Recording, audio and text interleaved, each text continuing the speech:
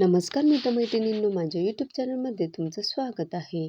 मकर संक्रांत यंदाची 2026 सालची संक्रांत तब्बल 23 वर्षांनी एका अत्यंत दुर्मिळ योगायोगाने येत असल्याचं सांगितलं जात आहे. या संक्रांतीला फक्त तिळगुळच नाही तर अनेक शुभकार्यांचेही महत्त्व आहे.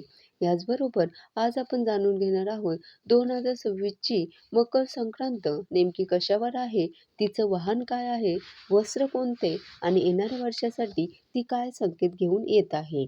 याशिवाय कोणत्या राशीच्या लोकांनी काय दान करावे याचीही सविस्तर माहिती चला जाणून घेऊया. मकर संक्रांतीचे धार्मिक महत्त्व आणि उत्तरायणाचा प्रारंभ कधी होणार आहे आधी बघूया. हिंदू पंचांगानुसार सूर्याचे धनु राशीतून मकर राशीत प्रवेश करणे यालाच मकर संक्रांती असं म्हणतात.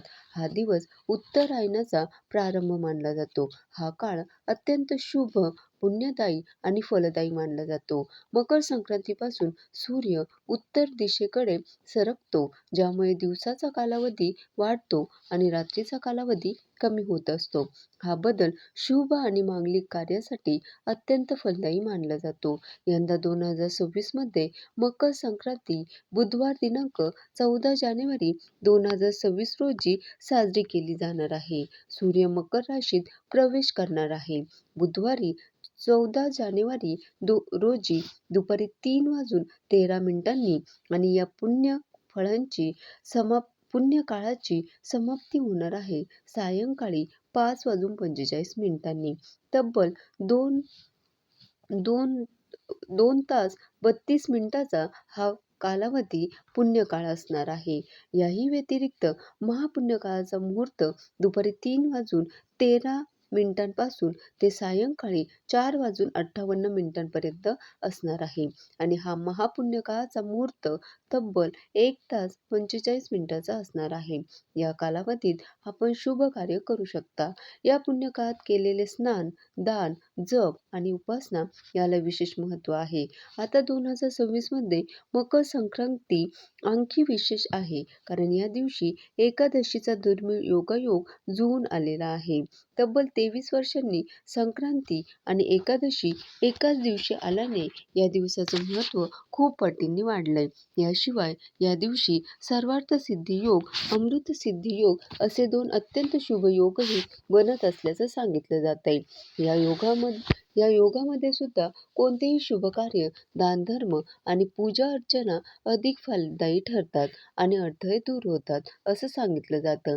आता ज्योतिषशास्त्रानुसार प्रत्येक वर्षी संक्रांती देवीचे वाहन, वस्त्र, दिशा आणि हातातील वस्तू बदलत असतात. त्यावरून वर्षभराचे फळ सांगितले जाते. मग यंदा संक्रांती देवीचं स्वरूप कसं असणार आहे, वाहन काय असेल, वस्त्र कोणते परिधान केले आहे आणि शुभ अशुभ संकेत कुठले असणार आहे याचं स्वरूप बघूया. संक्रांती देवीचे स्वरूप बघायचे झाले तर देवीचे वाहन वाघ आहे, उपवाहन घोडा आहे, पिवळे वस्त्र परिधान केलेले आहे, हातात गदा धारण केली आहे, वयाने कुमारिका असून बसलेल्या अवस्थेत आहे, हातात जाईचं फूल घेतलेलं आहे, पायास भक्षण करीत आहे. त्याचबरोबर पूर्वेकडून पश्चिमेकडे जात आहे, ईशान्येकडे पाहत आहे, वार बुधवार, अनुराधा नक्षत्र आहे, गंधद्रव्य कुंकुम आहे, सोबतच चांदीचं भोजनपात्र आहे. संक्रांतीच्या या स्वरूपावरून येणाऱ्या वर्षासाठी काही महत्त्वाचे संकेत मिळतात. जसे ही संक्रांत सरकार आणि सरकारी कर्मचाऱ्यांसाठी चांगली राहील, वस्तूंची किंमत सामान्य राहील, लोकांना आरोग्य लाभ होईल, विविध राष्ट्रांमधील संबंध सलोख्याचे राहतील, अन्नधान्याच्या साठ्यात वाढ होईल. ज्योतिषशास्त्रानुसार संक्रांतीच्या दिवशी देवीने जे वस्त्र, भूषण किंवा खाद्यपदार्थ धारण केले असतील त्या संबंधित वस्तूंच्या किमतीवर वर्षभर परिणाम होऊ शकतो. आता यावर्षी देवीने पिवळे वस्त्र परिधान केले आहे, त्यामुळे पिवळ्या रंगाच्या वस्तू आणि बांगडी भूषण म्हणून धारण केल्यामुळे बांगड्यांशी संबंधित वस्तूंमध्ये काही चढ उतार येऊ शकतात. किंवा संक्रांती देवीने जे वस्त्र परिधान केले आहे ते आपण धारण करू नये अशीही मान्यता आहे.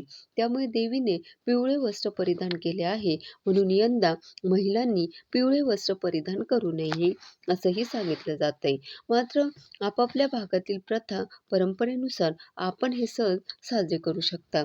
शिवाय देवी पायास भक्षण करत असल्यास दुग्धजन्य पदार्थ किंवा खिरेशी संबंधित पदार्थांवर काही प्रमाणात परिणाम होऊ शकतो किंवा मकर संक्रांतीच्या दिवशी दुग्धजन्य पदार्थ टाळावे असाही त्याचा अर्थ मानला जातो. आता मकर संक्रांतीच्या दिवशी काय करावं, काय करू नये, कोणते शुभ कार्य करावे, तर मकर संक्रांती हा पुण्य संचयाचा दिवस मानला गेलाय. या दिवशी काही गोष्टी नक्की कराव्यात. गंगा, यमुना किंवा इतर पवित्र नद्यांमध्ये स्नान करणं अत्यंत शुभ मानलं जातं. सूर्योदयापूर्वी पवित्र नदीत स्नान करावं, सूर्यनारायणाला अर्घ्य द्यावं आणि त्याची उपासना करावी. सूर्यपूजा करावी. या दिवशी केलेले जप, तप आणि ध्यान विशेष फलदायी ठरतात. त्यामुळे जप, ध्यान आणि उपासना करावी. सुवासिनी महिलांनी एकमेकींना हळदी कुंकू लावून वाण द्यावे. महिलांनी वसा भरावा, गाईला चारा द्यावा. गाईला चारा देणं आणि तिला गवत खाऊ घालणं पुण्यकारक मानलं जातं. आता मकर संक्रांतीला दानधर्म करण्याचे विशेष महत्त्व आहे. त्यामुळे दान केल्याने पापांचा क्षय होतो अशी मान्यता आहे. शिवाय यामुळे धनवृद्धी होते आणि आरोग्यात लाभही होतो. यथाशक्ती आपण काही वस्तूंचं दान करू शकता, ज्यामध्ये तीळ, तिळाचे पदार्थ, गूळ, तिळपात्र, नवीन भांडी, वस्त्र, गायी दान केली जाते. शक्य असल्यास गोशाळेत दान द्यावं. गहू, तांदूळ, डाळी असे धान्य दान करावे. सोनं दान करू शकता, घोडा दान करू शकता, भूमी दान करू शकता. गरजू व्यक्तींना आणि ब्राह्मणांना अन्नदान सुद्धा करू शकता. आता प्रत्येक राशीसाठी विशिष्ट दान सांगितले आहे, ज्यामुळे ग्रहांचे अशुभ प्रभाव कमी होतात आणि सुख समृद्धी वाढते असं सांगितलं जातं. आपण तज्ज्ञांच्या सल्ल्यानुसार आपल्या राशीनुसार दान करू शकता. आता संक्रांतीचा उत्सव 3 दिवस साजरा केला जातो, ज्यामध्ये भोगी, मकर संक्रांती आणि किंक्रांत असे सण येतात. 13 जानेवारी रोजी भोगी आहे. या दिवशी शरीराला उष्णता देणारे आणि पौष्टिक पदार्थ खाल्ले जातात. भोगीची भाजी आणि बाजरीची भाकरी बनवण्याची परंपरा आहे. अनेक भागात आहेत. त्यानंतर 14 जानेवारी रोजी मकर संक्रांती साजरी केली जाणार आहे. हा मुख्य सणाचा दिवस मानला जातो. या दिवशी तिळगुळ वाटले जातात, हळदी कुंकू दिले जाते आणि दानधर्म सुद्धा केला जातो. 15 जानेवारी रोजी किंक्रांत आहे. संक्रांतीच्या दुसऱ्या दिवसाला किंक्रांत असे म्हणतात. काही ठिकाणी या दिवशी किंक्रांती देवीची पूजा केली जाते. या दिवशी कोणतेही शुभ कार्य करणं टाळावं असं मानलं जातं. आजही महाराष्ट्रात घरोघरी मोठ्या उत्साहानं साजरा केला जाणारा हळदी कुंकू सोहळा आणि मकर संक्रांत, ज्यात उखाणे, गाणी आणि वाणाची देवाणघेवाण होते. मकर संक्रांत या सणाशी जोडलेला हळदी कुंकू सोहळा मुख्यतः महाराष्ट्रातील सुवासिनींनी साजरा करतात, जो मकर संक्रांतीपासून रथसप्तमीपर्यंत चालतो. हळदी कुंकू सोहळ्याचे आध्यात्मिक महत्त्व आणि आदिशक्तीची जागृती सुद्धा आहे. असं म्हणतात की हळद सौभाग्याचं प्रतीक आहे आणि कुंकू शक्तीचं प्रतीक आहे. हळदी कुंकू लावणं हे विश्वातील निष्क्रिय आदिशक्तीच्या तरंगांना जागृत करण्यासारखं आहे, ज्यामुळे व्यक्तीच्या मनात सगुण भक्तीची छाप पडते. देवाबद्दलची भक्ती आणि भावही वाढतो. एक स्त्री दुसऱ्या सुवासिनीला हळद कुंकू लावते आणि वाण भेट देते, हे तिच्यातील देवी शक्तीला म्हणजे आदिशक्तीला शरण जाणं आणि कृतज्ञता व्यक्त करणं असाही त्याचा अर्थ आहे. त्यामुळे घरात सकारात्मक ऊर्जा निर्माण होते आणि सौभाग्यही वाढतं. धन्यवाद.